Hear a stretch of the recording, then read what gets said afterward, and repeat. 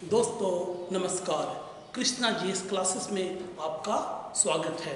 आज GK GS का topic जैव प्रौद्योगिकी जिसे बायोटेक्नोलॉजी कहते हैं, उसे शुरू करते हैं। चलिए तो हम लोग पहले समझेंगे जैव प्रौद्योगिकी क्या है या बायोटेक्नोलॉजी क्या है। तो यह एक प्रकार का जुगाड़ है, जुगाड़ कह सकते हैं या तकनीक कह सकते हैं। एक प्रकार का तकनीक है, ठीक है। और इस तकनीक के मदद से, इस जुगाड़ की मदद से सूक्ष्म जीव के द्वारा या उसका एंजाइम्स के द्वारा उपयोगी पदार्थ बनाया जाता है, ठीक है। जैसे आपके मुंह में भी जो लार है वह भी एंजाइम्स है, ठीक है। और यह एंजाइम्स आपको भोजन के पाचन में मदद करता है, आपका भोजन को पचने में सहायक है, ठीक है। तो जैव प्रौद्योगिकी भी क्या है, एक प्रकार का तकनीक है जिसके द्वारा जीव किसी जीव के मदद से या उससे प्राप्त एंजाइम्स जो छोड़ रहा है उसी की मदद से उपयोगी पदार्थ बना लिया जाता है। जैसे हम सभी लोग दही बहुत ही चाव से खाते हैं, तो दही भी जैव प्रौद्योगिकी बायोटेक्नोलॉजी का ही बहुत ही सुंदर उदाहरण है। तो दही, जो दही बोलते हैं, कर्ड बोलते हैं, इसमें भी एक तरह से दूध में एक जीवाणु आ जाता है जिसका नाम है लैक्टोबैसिलस जीवाणु, ठीक है। और दूध में लैक्टोबैसिलस जीवाणु आने के कारण वह दूध है जो दही में परिणत हो जाता है। तो देखिए, दूध से दही बन गया तो एक सूक्ष्म जीव लैक्टोबैसिलस के कारण, ठीक है। अर्थात अगला हम लोग उदाहरण देखते हैं पनीर का, पनीर छेना।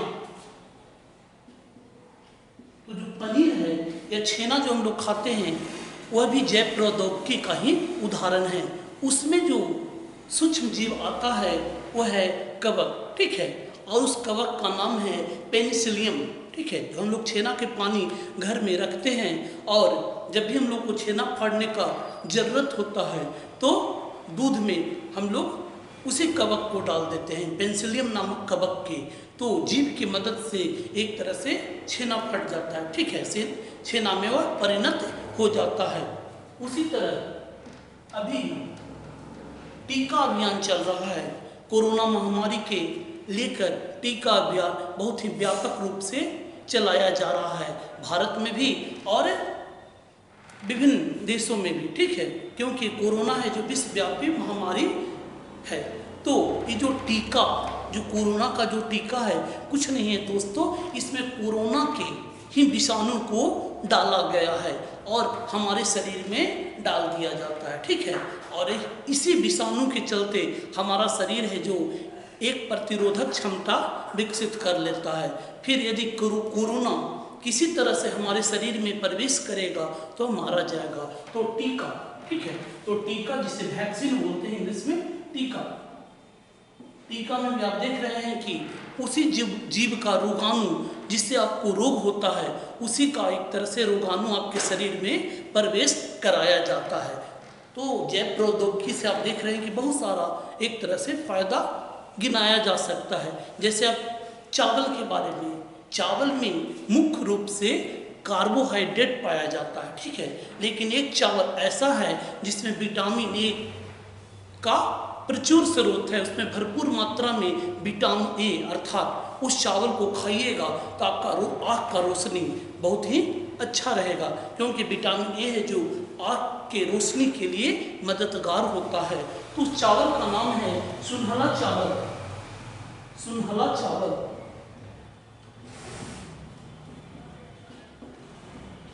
जबकि प्राय चावल में जो कार्बोहाइड्रेट रहता है और कार्बोहाइड्रेट ऊर्जा का स्रोत है, न कि विटामिन देता है। जबकि जैव प्रौद्योगिकी की मदद से एक तरह से इसमें क्या कर दिया गया है, इसमें विटामिन ए का स्रोत को डाल दिया गया है। अब यह चावल में कार्बोहाइड्रेट भी पाया जाएगा और साथ ही साथ आपकी आँख के लिए भी बहुत ही फायदेमंद माना जाता है। जैव प्रौद्योगिकी हम लोग की जिंदगी में बहुत बड़ा परिवर्तन ला दिया है, ठीक है।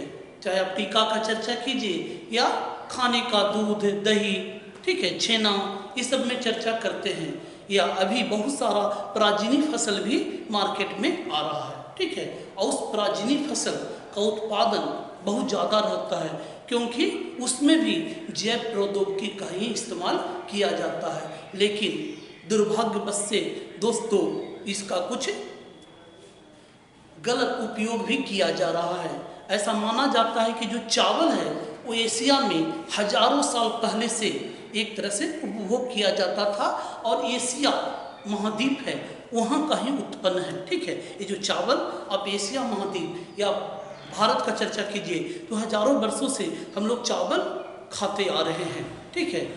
तो अब भारत में यदि देखा जाए तो बहुत सारा चावल का वैरायटी है।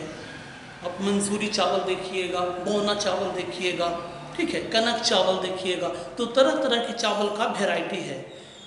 लेकिन कुछ देश कपटपूर्वक से क्या कर रहे हैं कि इसमें भी एक तरह से पेटेंट राइट या कॉपीराइट करवा दे रहे हैं, ठीक है। क्या करते हैं कि चावल जैसे बासमती चावल का पेटेंट अमेरिका के कंपनी के द्वारा किया गया है, जबकि हम लोग को मालूम है कि बासमती जो चावल है वो हमारे पूर्वज भी खाते थे और हम लोग भी खाते हैं। लेकिन दुर्भाग्यवश से बासमती चावल का पेटेंट है जो अमेरिका का कंपनी, अर्थात वही अमेरिका का कंपनी है जो बासमती चावल को बेच सकता है या किसी को बेचने को अनुबंध दे सकता है, ठीक है। तो इसमें क्या किया जाता है, जो पराजिनी फसल, यहाँ पे क्या किया जाता है कि हमारे शरीर में जो हम लोग का मनुष्य का गुण है, जैसे हम लोग एक तरह से मनुष्य का गुण के होने के चलते हम लोग अपने मनुष्य जैसा व्यवहार करते हैं, ठीक है, मतलब मनुष्य की तरह बोल पाते हैं, अपना जो चेहरा है या ढंग है वो मनुष्य से मिलता जुलता है। या देखिएगा कि आपके पापा, मम्मी, बाबा, ये सब का लक्षण आप में आ गया है।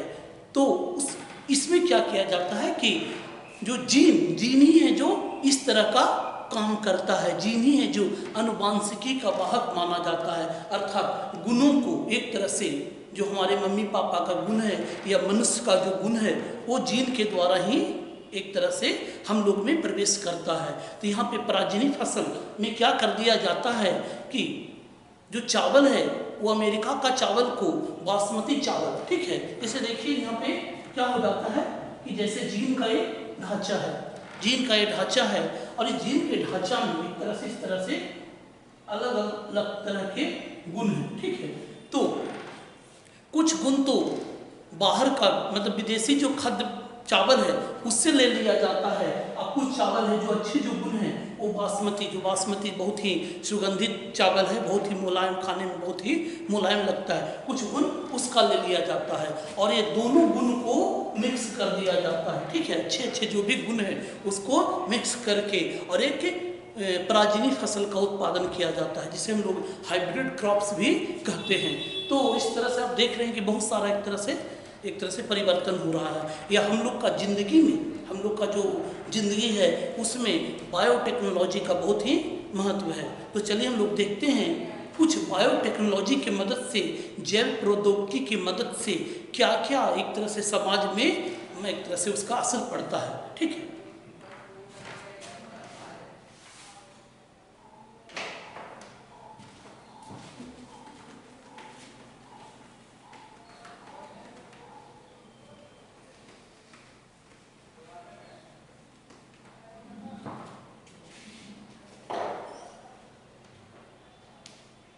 तो जैव प्रौद्योगिकी से बनने वाले हम लोग पदार्थ का चर्चा करेंगे, ठीक है। कुछ पदार्थ जो जैव प्रौद्योगिकी से बना हुआ है।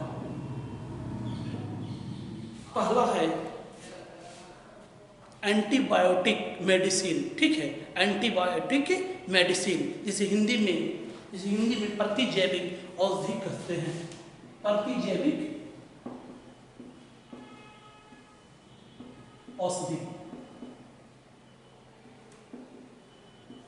ठीक है, इसे एंटीबायोटिक मेडिसिन कहा जाता है। और आज के समय में यदि आप डॉक्टर के पास जाइएगा, हल्का सा भी कुछ तबीयत खराब होता है और डॉक्टर के पास जाइएगा तो ज़रूर है जो एंटीबायोटिक लिख देता है, क्योंकि एंटीबायोटिक दवा बहुत ही जल्द है जो एक तरह से रोगी के उपचार में बहुत ही कारगर साबित होता है। नॉर्मल दवा चलाइएगा तो वह रोगी है जो जल्द है जो ठीक नहीं हो पाता है, जबकि जैसे ही डॉक्टर एंटीबायोटिक मेडिसिन उस खास बीमारी के लिए लिख देते हैं और रोगी लेना शुरू कर देता है तो मालूम चलता है कि उसका रोग है जो धीरे धीरे खत्म हो गया। तो प्रतिजैविक औषधि या एंटीबायोटिक मेडिसिन इसका इस्तेमाल बहुत ही धड़ल्ले से किया जा रहा है, ठीक है। इसका ऐसे जो खोज करता है उनका नाम है अलेक्जेंडर फ्लेमिंग। तो अलेक्जेंडर फ्लेमिंग है जो एंटीबायोटिक मेडिसिन को बनाए थे। अलेक्जेंडर फ्लेमिंग, ठीक है। और इन्होंने जो सबसे पहला जो एंटीबायोटिक दवा बनाया था उसका नाम था पेनिसिलिन, ठीक है। पेनिसिलिन का नाम सुने होंगे। यह यदि गला में दर्द कर रहा है या निमोनिया, आपका फेफड़ा में कुछ प्रॉब्लम है तो पेनिसिलिन का इस्तेमाल किया जाता है। और अलेक्जेंडर फ्लेमिंग के द्वारा बनाया गया जो एंटीबायोटिक मेडिसिन था और पेनिसिलिन था, ठीक है। पेनिसिलिन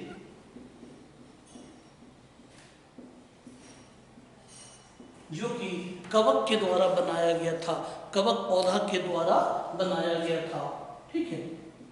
कवक पौधा, ये कवक के द्वारा बनाया गया। लेकिन अभी जो एंटीबायोटिक मेडिसिन जो मिल रहा है वो अधिकांश है जो जीवाणु से संबंधित रोग के लिए मिलता है और जीवाणु से ही बनाया जाता है, ठीक है। जैसा कि आप टीका में देख रहे थे कि टीका में क्या है, उसी जीवाणु को डाल दिया जाता है। तो कुछ उसी तरह से एक तरह से जीवाणु, जो हानिकारक जीवाणु मनुष्य को हानि पहुंचाता है, उसी से एंटीबायोटिक मेडिसिन प्रायः बनाया जाता है। लगभग अभी पूरा दुनिया भर में 8000 एंटीबायोटिक मेडिसिन उपलब्ध है। तो पहला अब देख रहे हैं जैव प्रौद्योगिकी से, ठीक है। जैव प्रौद्योगिकी से क्या देख रहे हैं, प्रतिजैविक औषधि एंटीबायोटिक मेडिसिन बनाने में काम आता है। दूसरा किण्वन, जिसे हम लोग इंग्लिश में फर्मेंटेशन कहते हैं। किण्वन को फर्मेंटेशन,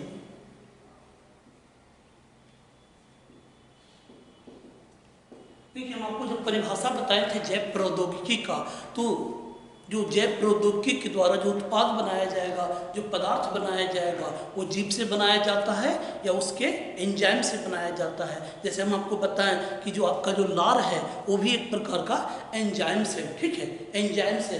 तो किण्वन में क्या किया जाता है, किण्वन का जो प्रक्रिया है इसमें कोई भी कार्बनिक पदार्थ जिसमें भी कार्बन रहे, तो कोई भी कार्बनिक पदार्थ,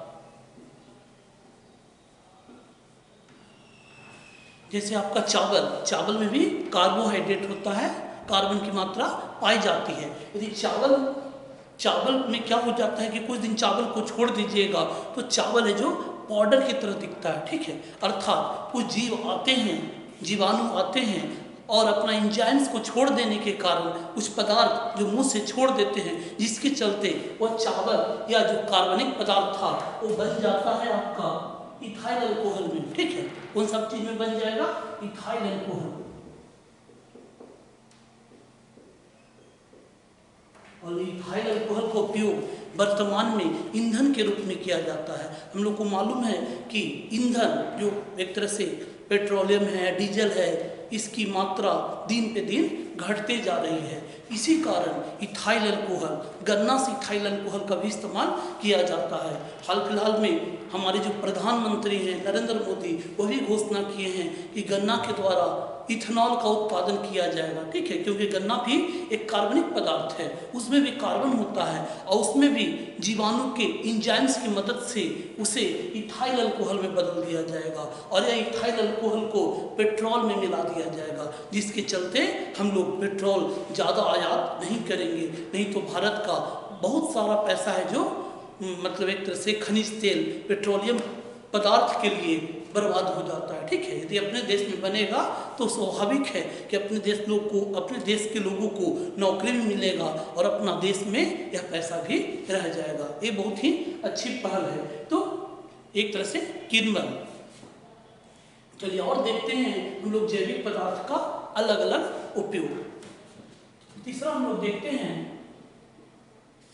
जैव उर्वरक, जैव उर्वरक जिसे हम लोग बायो फर्टिलाइजर कहते हैं। तो जैव उर्वरक क्या होता है?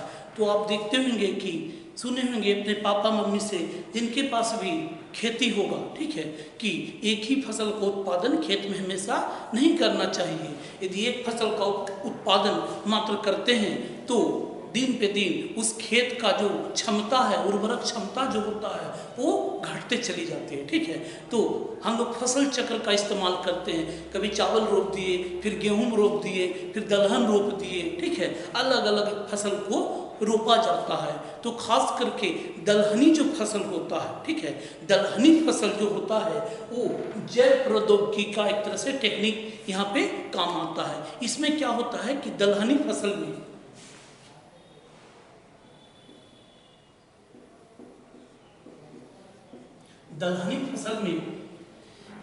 एक जीवाणु पाया जाता है जिसका नाम है राइजोबियम। और ये राइजोबियम क्या करता है, ऐसे लिख देते हैं, राइजोबियम, राइजोबियम, ठीक है। तो राइजोबियम क्या करता है कि जितने भी पेड़ पौधा है वह वायुमंडल में, आपको मालूम होगा कि वायुमंडल में सबसे अधिक नाइट्रोजन पाया जाता है, ठीक है। ये जो आप देख रहे हैं खुला खुला जगह, इसमें नाइट्रोजन की मात्रा सबसे ज़्यादा है। पेड़ पौधा को भी नाइट्रोजन चाहिए, लेकिन नाइट्रोजन जो वायुमंडल वाला नाइट्रोजन है उस रूप में नहीं चाहिए, इसे नाइट्रेट के रूप में चाहिए। तो ये क्या करता है कि दलहनी फसल में एक जीवाणु दलहनी फसल के जड़ में आ जाते हैं और उसका नाम है राइजोबियम। ये क्या करता है कि इसके अंदर एक क्षमता होता है राइजोबियम को कि नाइट्रोजन को नाइट्रेट में बदलने का। वो जितने भी नाइट्रोजन उसके आसपास रहेगा उसे नाइट्रेट में बदल देगा, और नाइट्रेट में यदि बदल दिया तो पेड़ पौधों से खाकर एकदम क्या हो जाएगा, तंदुरुस्त हो जाएगा, ठीक है। उसका पोषक तत्व मिल जाता है नाइट्रेट के रूप में। तो राइजोबियम एक तरह से यहाँ पे भी आप देख रहे हैं कि इस जीव के मदद से एक तरह से फसल का उत्पादन या खेत का उर्वरक क्षमता बढ़ जाता है, ठीक है। आप नाइट्रोजन डालते हैं जो कि नाइट्रेट के रूप में ही खाद के रूप में मिलता है, वो यही काम कर देता है, जीवाणु है जो कर देता है। आगे देखते हैं जैव ईंधन, जिसे हम लोग बायोफ्यूल, ठीक है। तो जैव ईंधन,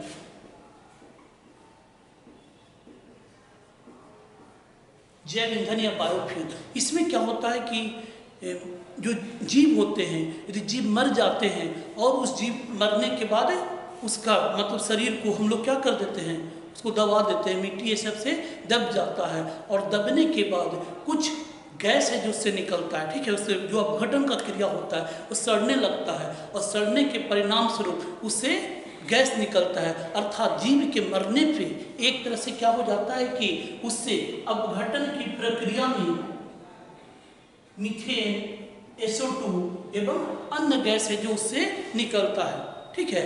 और यह जो वायु ईंधन का काम करता है, ठीक है, इसके द्वारा एक तरह से वायु ईंधन का इस्तेमाल किया जाता है। या भी आप जो पेट्रोल डीजल देख रहे हैं, तो ये जो पेट्रोल डीजल जो बना है, एक समय में क्या था, कोई जीव जंतु था, समुद्री जीव जंतु से ही दबने से एक तरह से पेट्रोल का निर्माण हुआ है, या जितने भी पेट्रोलियम पदार्थ है उसका निर्माण होता है। तो जैव ईंधन में क्या होता है कि जितने भी एक तरह से जीवित जो जंतु थे वो मर जाते हैं, और मरने के बाद वो अपघटित हो जाते हैं, और अपघटित होने से एक तरह से अलग अलग गैस है जो निकलता है, जिसमें CH4 है, SO2 है एवं अन्य गैस है।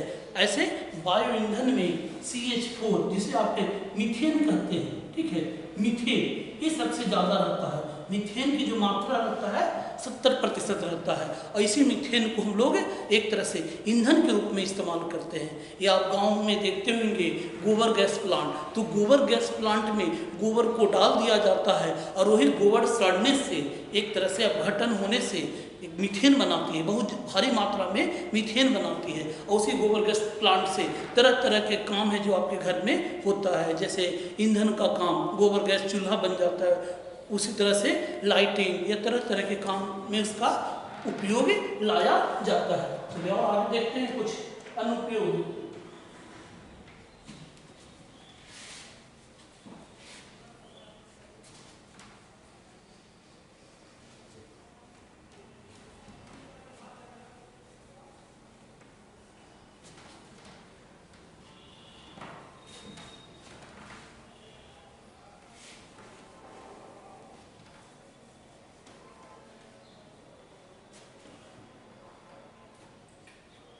अगला है पराजीनी फसल, ट्रांसजेनिक क्रॉप्स, ठीक है।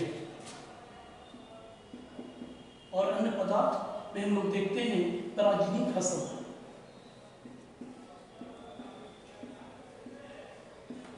पराजीनी फसल को ट्रांसजेनिक क्रॉप्स कहा जाता है और इसके चलते कभी कभी बवाल भी खड़ा हो जाता है, ठीक है। जैसे आप सुने होंगे BT brinjal, BT brinjal, BT बैगन। बीटी बैगन का जो बीज था, या जो बीटी बैगन था, उस पौधा को एक तरह से उपजाया गया था और उसके चलते किसान लोग बहुत ही विरोध किए थे बीटी बैगन के लिए। इसमें क्या होता है, जैसे बीटी कॉटन भी आया है या बहुत सारा चीज इसमें आ गया है, बीटी कपास।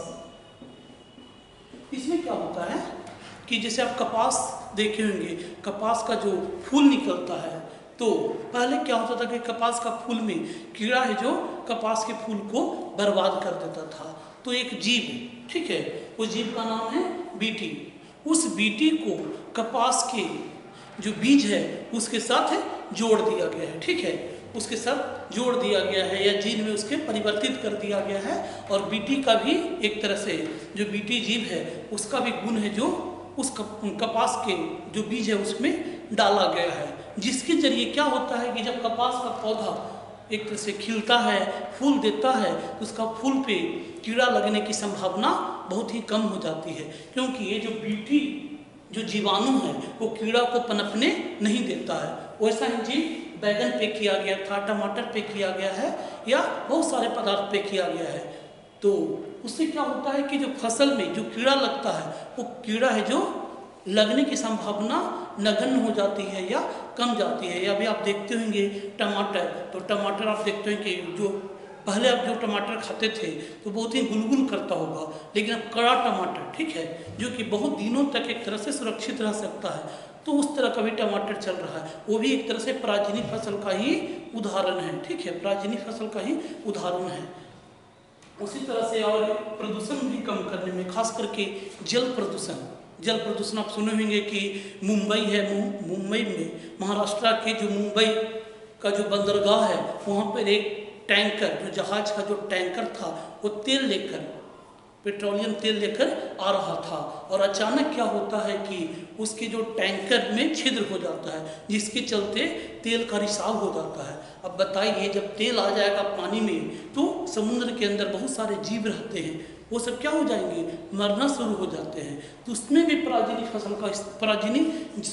जैव प्रौद्योगिकी का इस्तेमाल किया जाता है। तो एक तरह से जल प्रदूषण को कम करने के लिए जल प्रदूषण,